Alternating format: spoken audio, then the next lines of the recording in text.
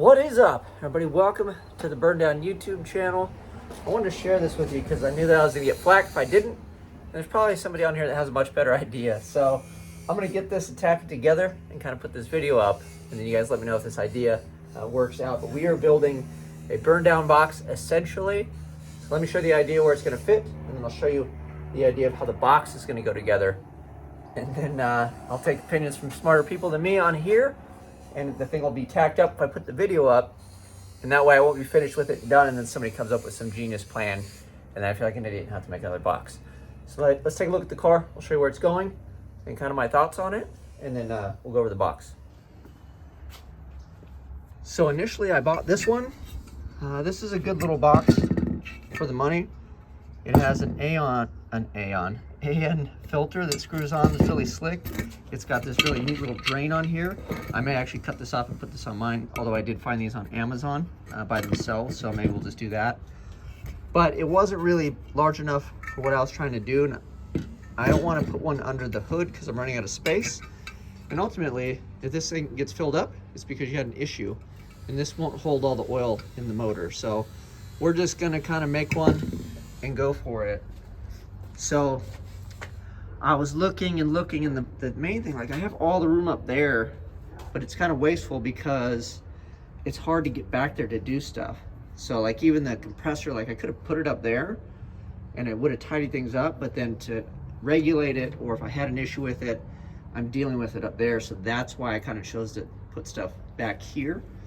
So with the BurnDown box, that's what they're called.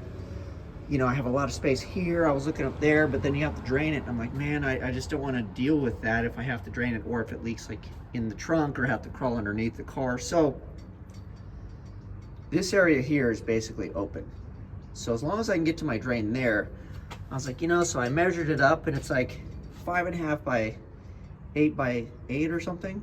And that roughly gives me a gallon and a quarter or something of oil. And then you figure I have the whole lines. So this thing is like 6 quarts plus a bit.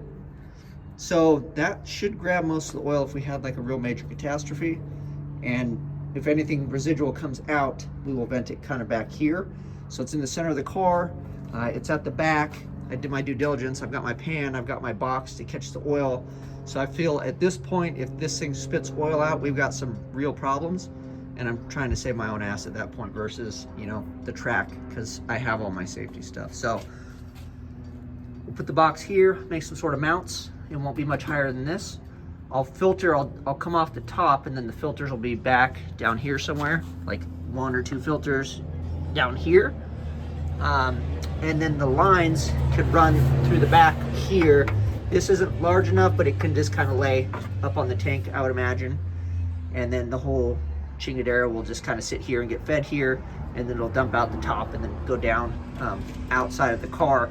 Also, when I'm idling, that way it's not filling my trunk with fumes and then killing me while I'm in there. And then ultimately, I want to build a larger tank. We have one spec'd, it's just not made. And the larger tank is going to come all the way to here, but it can't be any taller than this because this has to open. So it will be a little bit deeper to match that. And then we were going to do 2 separate tanks. I don't know if that'll get done before race week, but it's in the works. So I had to take that into consideration too when I was doing that. And then all this stuff is going to get moved, so that'll be a big cluster. So we'll utilize this space, kind of put it over here, and then I can still reach down and grab the drain. So I thought that was pretty slick. And then we'll just line it up with this, and visually I hope it doesn't bother me too bad. So let's go take a look at the box and the plan. Sorry for the background noise. The neighbor's working on some stuff, but that's the quality you guys get around here. So essentially, you know, it's just a 2-part box. Oh boy, I'll cut my fingers off. Bada boom, bada bing. And then the only thing that's special about it, it's gonna sit this way in the car, and it'll get fed from this side, and then it'll come out the top. I'm going to weld in this as a baffle. So we'll figure out how to weld it in and kind of seal it up. So you can see from the side angle, you know, something like so. So when it comes in here, it'll hit this baffle and then go down. And then, like I said, we'll come off the top and then back underneath the car to vent this bad boy. Instead of having them, I might put the 2 on the top, but like I said, we'll see. I think we're gonna have to get it out from underneath the car. So that's what we're working on. So I'm gonna lay this all down, tack this in, And then I'm gonna make sure that I mark where in is, and then like the top. Because once we put this in there, that's gonna matter because I won't know. And then if we punch holes in the wrong spot, the whole box will be junk. So we'll just do that, and then I'll have to put some sort of drain on the bottom like that other little tank has. But that is my idea. This should hold a decent amount of oil, and I hope to God that we never fill it up with oil. That's the plan. But better safe than sorry, right? So this is the top that goes over it. Bing. And then I tacked it initially, but I'm like, that's not enough room. So this will be the face where it enters here, right? And then there shouldn't really be a gap here. And then I'm gonna weld on either side of there.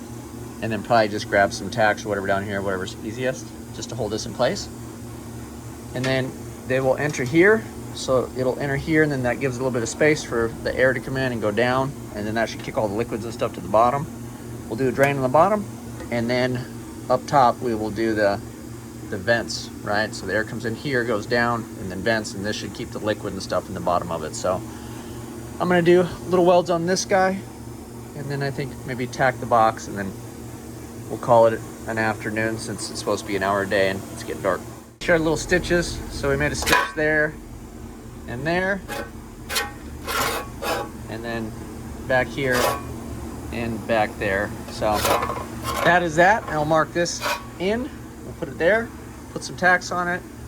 I don't have a GoPro again. I'm just doing this on my phone, so I don't time lapse, or I don't have that capability. Hopefully we'll get back to it, but you guys get the gist of the thing. So we'll tack it up and wrap it up. All right, here she is all tacked up. And then in true amateur fashion, I was trying to fuse that together. Blew a nice hole in it. So at least we're able to kind of fix it. There's a little bit of a pinhole, but I'll be able to go over and finish and fix that. So we'll tack some more, and then we will run our boogers on this, and the booger box will be done. So top, in, and then we'll have to put a drain on it, but I can punch all those holes and do that later. So I'm gonna order some breathers, I think. We'll go 2 out, 2 in. Life will be good. So let me know if you think this will work, if it's good or whatever. And I'm probably gonna sit out here and burn some rod, weld it up tomorrow. Thanks, everybody.